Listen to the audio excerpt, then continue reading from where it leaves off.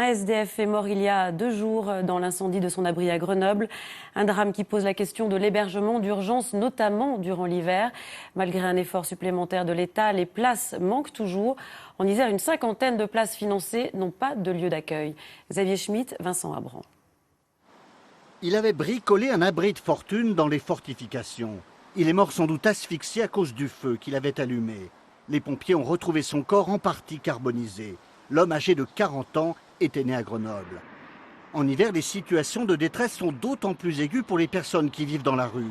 Le centre d'accueil intercommunal de Grenoble est l'un des 7 sites de l'hébergement d'urgence en Isère. Léa, 19 ans, s'est retrouvée 2 mois sans domicile après une séparation. On trouve différents endroits et puis on bouge, quoi. On essaye de se mettre au chaud, d'être, on va dire, en sécurité. Voilà.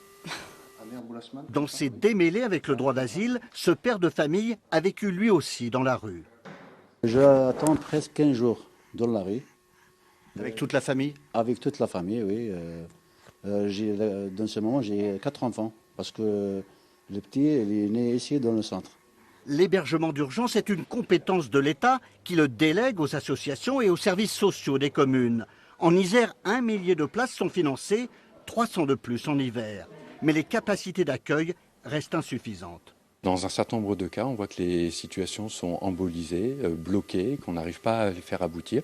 Et de fait, on bloque toute la chaîne de l'urgence et pour répondre aux cas de détresse qu'on rencontre en permanence.